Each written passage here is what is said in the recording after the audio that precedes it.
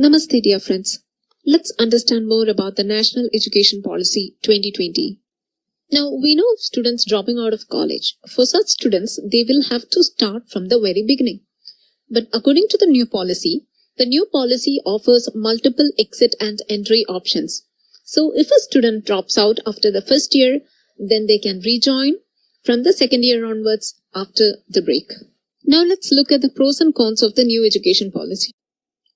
The Union Cabinet on July 29 approved the new National Education Policy, and it aims at introducing several changes in the Indian education system, and that too from school to college level. The educational policy we are following currently was framed in 1986 and it was revised in 1992. The new policy plans of restructuring the school education from the current +2 model to 5+3+3+4 method. And it also plans on introducing vocational training for school children beginning class 6, include internships and reduce textbooks to core concepts with more emphasis on experimental learning. Currently, free and compulsory education is from 6 to 14 years. Now, it has been revised to 3 to 18 years in the new policy. While the traditional 3-year BA, BSc degree will continue, the new policy is to introduce a 4-year multidisciplinary bachelor's program, along with an option to exit and enter the course at any time with appropriate certifications. If a student exits the program after year 1, after first year they will receive a vocational certificate. And if a student exits after 2 years, then they'll get an advanced diploma. After the third year, they would get a bachelor's degree. And if a student exits after 4 years, they'll be getting a bachelor's degree with research. And after a 4-year degree program, a student can directly do a year of master's degree and then proceed for the PhD program. The MPhil program is being discontinued. Now, as per the education policy that we are following a 10+2 pattern. That is from 1st standard to 10th standard and then 11th and 12th. As per the new education policy method, we are going to follow a 5+3+3+4 pattern. That is 5-year foundation stage for a child till 2nd standard. Then 3 years of preparatory stage schooling for students of 3rd, 4th and 5th. Then again 3 years of middle stage schooling for students of 6th, 7th and 8th. And then finally a secondary stage schooling of 4 years for students of 9th, 10th, 11th and 12th. Let's understand more about the foundational stage. In this stage, emphasis is given to multi-level activity-based learning and it consists of 3 levels. During the first 3 years, education would be provided by parents. During the next 3 years, it would be with Anganwadis or ECCE, that is Early Childhood Care and Education, and the next 2 years would be 1st standard and 2nd standard. The second stage would be preparatory stage, that is for ages 8 to 11. That is 3rd standard, 4th standard and 5th standard.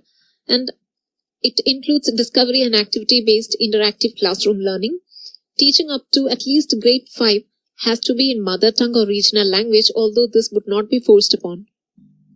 The third stage of schooling would be the middle stage, that is for ages 11 to 14. For students of 6th standard, 7th standard and 8th standard, their schooling would include more experimental learning in science, maths, arts, social science and humanities, and from class 6 onwards, internships and coding would begin. The final stage of schooling would be the secondary stage for ages 14 to 18, that is for students of 9th standard, 10th standard, 11th standard and 12th standard. For these students, their classes would include multidisciplinary study and it would include greater critical thinking, flexibility and student choice of subjects instead of being confined to just 2 or 3 groups. In addition to these, other highlights of the policy would be flexible subject options, class 6 onwards internships, a 10-day backless period, coding taught from grade 6, a report card will contain self-evaluation and minimize rote learning. This is an article from the Times of India dated July 30, 2020. For schools, it includes a restructuring the 10+2 pattern to a 5+3+3+4 pattern. That is, instead of the 10+2 pattern, it would give way to a 5 years of foundational education, 3 years of preparatory, 3 years of middle school and 4 years of secondary schooling. And students will have the flexibility to choose subjects. The board exams to test only core competencies and that would be done twice a year. A 3-language policy to continue with preference for local language medium of instruction till class 8, and there would be 10 backless days in a year. For colleges, National Testing Agency to conduct common college entrance exam twice a year, and a 4-year multidisciplinary bachelor's program to be preferred. This is an article from The Hindu, and it says that easier exams, no cramming. Class 10th and 12th board exams aim at testing core competencies, and the new education policy emphasizes on integrating technology in all levels of learning. The teacher education would be like by 2030, the minimum degree qualification for teaching will become a 4-year integrated B.Ed degree.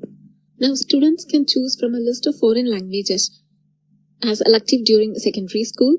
And this is an article from The Hindu which says that NEP has dropped Chinese from the language list. So there's no more Chinese available for the students. It's a list of foreign languages that the students can choose from. So as per the new NEP policy, MA-MSc courses of 1 year for those with 4-year graduate degree, and the course would be for 2 years for those with 3-year graduate degree.